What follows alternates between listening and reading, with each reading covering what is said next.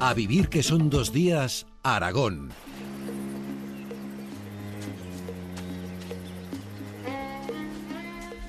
Aquí seguimos en A Vivir Aragón y nos vamos a sumergir ahora en las páginas de la historia a través de un libro que a mí me recuerda algo a las películas que mi generación veía en la infancia. Me refiero a las películas de romanos, que siempre las llamamos en general películas de romanos, pero en esas películas de romanos había muchos cartagineses, por ejemplo, que nuestra protagonista de ahora lo es, pero también griegos o galos o, en fin, o los pueblos de aquella época en torno al Mediterráneo fundamentalmente.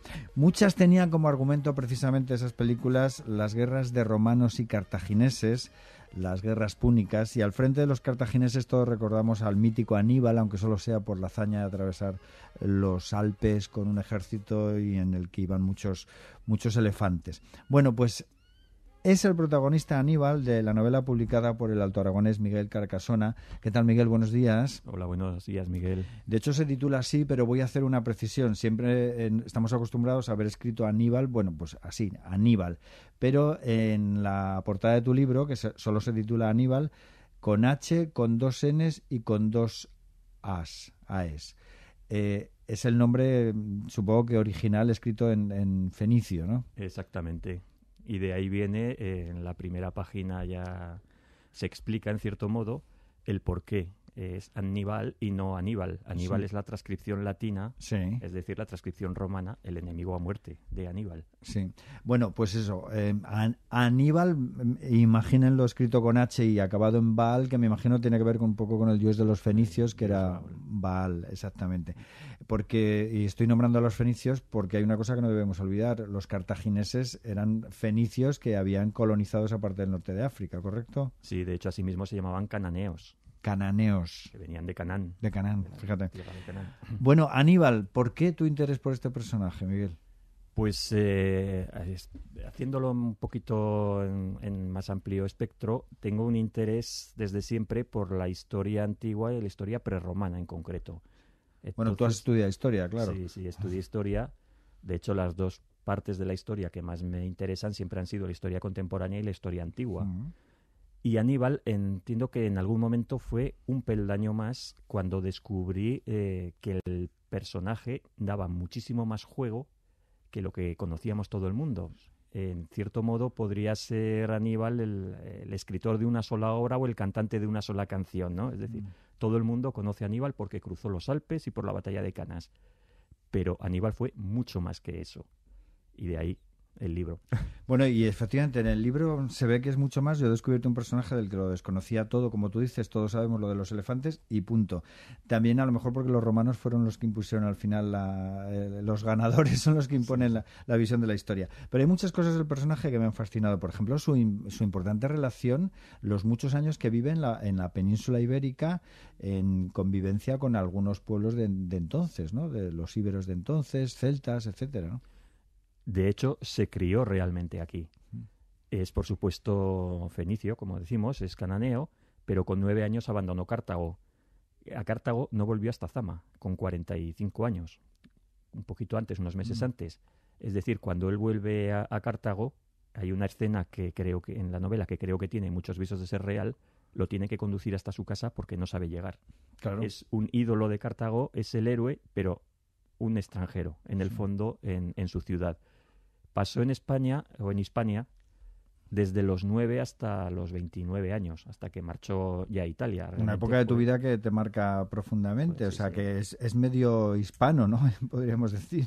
Hay una cosa que no me atreví a ponerla ya, porque ya sí que sería mucha historia ficción, que por ejemplo sería el tema del acento. ¿Con qué acento hablaría Aníbal? Bueno, pero, claro, él vivió en la parte sur de España, vivió sobre todo, ¿no? en el sur, y me imagino que ya entonces habría unos acentos diferenciados entre los propios cananeos, los propios fenicios, dependiendo de la zona donde vivían. Él vivió entre Cádiz, Alicante y Cartagena.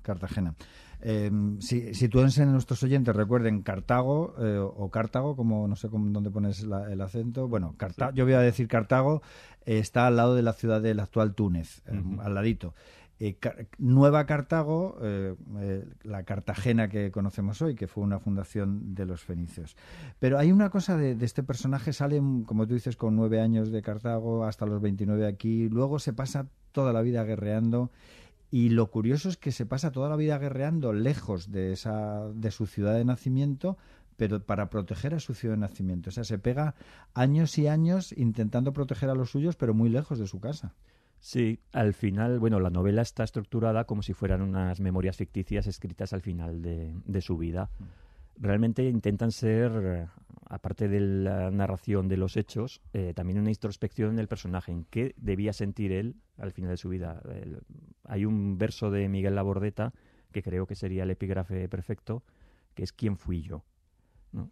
Lo que acabamos de comentar, vivió realmente en Cartago los 9 primeros años y después 7 años después de Zama. De los 64 que vivió, o sea, el 25% solamente lo vivió en su ciudad y siempre peleando directamente o indirectamente, atacando a Roma, ¿no? Salvo los últimos años que ya fueron un poquito de vejez en el exilio total. ¿Qué debía sentir esta persona, ¿no? Realmente hacia Cartago? Pues creo que ese es uno de los dilemas muy interesantes, ¿no? Hay un momento que reflexiona el personaje, dice: una devoción ciega ha impulsado mis actos como los de un toro obcecado. Me consuela que haya sido por la supervivencia de los míos. O sea, cuando se enfrenta al fanatismo, por decirlo de alguna manera, él dice que de alguna manera reconoce que su fanatismo en su caso ha sido a defender a su pueblo. Sí, también otra de las preguntas que podría hacerse quizás es ¿mereció la pena todo esto? Sí. ¿No? A nivel personal, a nivel familiar, y creo que, al menos es la tesis que un poco defiendo en la novela, que al final de su vida también era consciente de que a pesar de todos sus esfuerzos, de todo el esfuerzo de la gente, Cartago estaba condenada a la extinción. De hecho, fue destruida 40 años después de su muerte.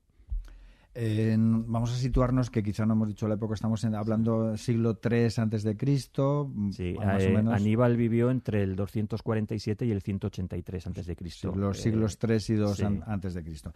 Y lo curioso también es ese ver el Mediterráneo como un patio de vecinos, en realidad, prácticamente, en el que hay muchos pueblos que están guerreando entre sí, a veces aliándose unos con otros, unos contra otros. Es el mundo que había en esa época. Bueno, es que la Segunda Guerra Púnica es un punto de inflexión total en la historia, diría, mundial. Un ejemplo que pongo siempre muy, muy concreto: si Aníbal hubiera ganado, probablemente tú y yo no estaríamos hablando en este idioma. Claro, no habríamos heredado el latín. Y entonces hablaríamos en un idioma que fuese heredero del fenicio. No sé, ya probablemente hubiera sido otra cosa la historia. No, esto es muy interesante, es verdad. Pero el predominio de Roma pues no hubiera existido, incluso el eje central hubiera pasado del Mediterráneo norte, como era Roma, al Mediterráneo sur, sí, que era Cartago. Imagínate a partir de entonces toda la historia posterior, cómo hubiera podido desarrollarse. Incluso el concepto, vamos a decir, de imperio, aunque en ese momento eran repúblicas las dos, pero ya eran protoimperios, era distinto en Cartago, a mi entender, que en Roma. El Mediterráneo, en última instancia, la guerra Roma-Cartago es un poco la prolongación final de la pugna siempre greco-fenicia, ¿no? Los griegos, los exploradores del Mediterráneo norte, los fenicios del Mediterráneo sur. Como dices, al final el Mediterráneo casi el patio de mi casa, ¿no? Sí. Para unos y para otros. Y otra cosa que también quiero destacar, Aníbal, digo yo, medio español, bueno, medio hispano, sí, llámalo como quieras, estamos hablando del siglo III antes de Cristo, pero bueno, sí, sitúense, como nos acaba de decir Miguel Carcasona, el personaje vive 20 años desde los 9 hasta los 29 en esa zona, Alicante, Cartagena sobre todo, y Cádiz, y se casa con una mujer íbera. Sí, su única mujer oficial fue Imilce, que era una princesa de Cástulo. Bueno, yo le doy ahí una interpretación a esta relación. Hay algunos historiadores que dicen que es simplemente un matrimonio de conveniencia. Lo que sí que los historiadores antiguos destacan era el poco afán sexual, vamos a decir, ¿no? que tenía Aníbal, la continencia. porque realmente solo se le conoció esta mujer y una amante, digamos, en Italia durante la época de Italia. Un personaje que, bueno, en la novela creo que acaba teniendo un cierto peso y que a mí personalmente me cae muy bien. Cecilia. Digamos, ¿no? Sí, el nombre es inventado, no se le conoce, sí. pero es un nombre que le puse. Estamos hablando con Miguel Carcasona de su novela Aníbal, que a mí me ha permitido descubrir al personaje que había detrás de ese mito de las guerras púnicas, de ese hombre que atraviesa los Alpes con los elefantes, que eso está en la novela también, Sí, claro. y hay que imaginarse lo penoso que tuvo que ser eso, pero quizá lo que yo no sabía, por ejemplo, no asociaba que cuando los cartagineses van hacia Roma, van a atacar Roma, no solo van cartagineses, porque iban reclutando mercenarios por todos los pueblos donde pasaban, ¿no? Entonces hay miles de galos, por ejemplo, van con ellos, ¿no? De hecho, la base del ejército de Aníbal era la mitad, digamos, hispanos, en el sentido de celtas, íberos, poblaciones hispanas, y la otra mitad más o menos africanos. Hizo una especie de intercambio, de tal manera que reclutó mercenarios de aquí que fueron a África a defender Cartago, en su momento como guardia, y al revés, vinieron. Esa es la base del ejército. Luego va reclutando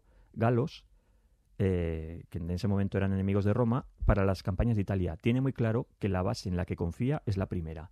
De hecho, los galos llegan a quejarse de que, en fin, los ponía en los peores sitios y era donde más bajas había. Y esa base va a ser la que le va a acompañar durante toda la guerra, durante 16 años, hasta Zama. Incluso en Zama, contaban los historiadores que le prepararon una especie también de ejército de cartagineses, los mandó un poquito a las primeras tortas y después, cuando volvieron para atrás, les enseñó las lanzas, como dijeron, quitaros que yo me voy a jugar aquí lo que me juego con los míos. Una cosa que también me interesó es el carisma que debería tener esta persona para que toda esa gente le siguiera siendo fiel durante 16 años en las circunstancias en que estuvieron, ¿no? Desde atravesar los Alpes, por Italia, luego en África. Sí, la verdad es que todos estos pueblos, además hay una reflexión también en la novela, en Aníbal, que me llama mucho la atención. Hay un momento que, hablando de todos estos pueblos, dice que estaban siempre sometidos a guerras, o sea, así, siempre sometidos. Y cuando dice, si cruza un ejército amigo, les quitan la comida. Y si cruza a un enemigo, les quitan la vida, ¿no? Sí. ¿Sabes por qué me vino además esta reflexión? Me conmovió mucho, porque esto estás hablando del siglo III, siglo II antes de Cristo, y efectivamente pasaba el ejército de ellos, digamos, oye, que necesitamos comida, nos llevamos vuestros víveres. Sí, sí. El de los otros, que os matamos. Y es que me acordó, fíjate, una entrevista sobre la batalla de Teruel, que ya hace tiempo en un libro también, también los dos contendientes, franquistas y republicanos, por ejemplo, cogerle comida a gente de los pueblos de Teruel. O, por ejemplo, una cosa que me sorprendió mucho, las caballerías. Les requisaban las caballerías los de los dos lados porque necesitaban mulas y burros y caballos para transportar armas y transportar lo que hiciera falta. La conclusión era que todos los del entorno de Teruel pues se quedaban prácticamente sin alimentos y luego se quedaron sin animales para poder arar sus campos, etcétera, etcétera. Y la verdad es que dices, es increíble, 2000 y pico años Sí. y las historias son las mismas. Es increíble, bueno, lo que has comentado creo que es una constante histórica, es increíble eso, y es increíble como determinadas actitudes, incluso en la gran política, se repiten. Efectivamente, también es cierto, incluso incluida la corrupción, porque hablas acaso Sí. de casos de corrupción en Cartago al final de la vida de Aníbal, o Hannibal, casi lo voy a decir, que es como lo ha escrito en su libro Miguel Carcasona. Pues la verdad es que es apasionante la historia de Aníbal. Me ha sorprendido muchísimo este viaje al siglo III antes de Cristo y al siglo II antes de Cristo, en torno a un personaje que teníamos muy asociado con las películas de romanos. Aníbal, de Miguel Carcasona. Miguel, ¿te quedas con nosotros un rato más? Sí. He estado buscando, por curiosidad, a ver si había canciones que hablasen de Aníbal, y fíjate, mi sorpresa ha sido encontrar, y además escrito como lo escribes tú, con H también, a Miles Davis con esta pieza que se llama Aníbal. Vaya.